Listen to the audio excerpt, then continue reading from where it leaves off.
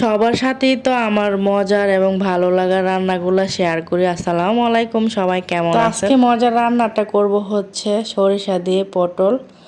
তো পটলটা আমি কিন্তু ছিলা দুই পাশ দিয়ে একটু একটু কাইটে নিছি। তো এখন লবণ হলুদ মাইখা কড়াইয়ের মধ্যে তেল দিয়ে এখন পটলগুলো ভাজে নিতেছি কিছুক্ষণ। পটলটা কিন্তু আমি পুরোপুরি ছিলি নাই, শুধু আশ্রয় নিছি। আশ্রয় দুই সাইডের মাথাগুলো ফালাইয়া তারপরে হচ্ছে একটু ফাইরা নিছি দুই সাইডে।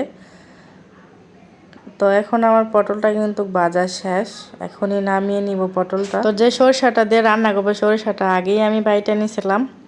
তো কড়াইয়ের মধ্যে আরেকটু তেল দিয়ে দিছি হচ্ছে সরিষা বাটাটা। এর মধ্যে কোনো পেঁয়াজ টেয়াজ দেওয়া লাগে না, তেলের মধ্যে শুধু সরিষা বাটাটা দিয়ে দিলেই হয়। দিয়ে দিলাম 1 চামচ হলুদের গুঁড়া, 1 চামচ মরিচের গুঁড়া, 1 চামচ ধনিয়ার গুঁড়া আর 1 চামচ লবণ দিয়ে নাড়াটাড়া নিলাম। তারপরে দিয়ে দিলাম হচ্ছে একটু পানি কষানোর জন্য।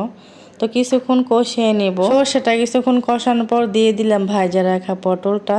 তো এখন একটু ঢাকনা দিয়ে ঢাইকা কিছুক্ষণ রান্না করে নেব। কিছুক্ষণ নাড়াটাড়া কিন্তু আমি সরষা পটলটা রান্না করে নিছি। আমার এখন সরষা পটল রান্না শেষ। আর কতটা সহজভাবে আমি সরষা পটলটা রান্না করে নিছি, যতটা মজা ততটাই সহজ এই সরষা পটলটা রান্না। যে কোনো মানুষে একবার দেখলে রান্না করতে তার কোনো কষ্ট হবে না, অনেকটা সহজ। তো সবাই ভালো থাকবেন।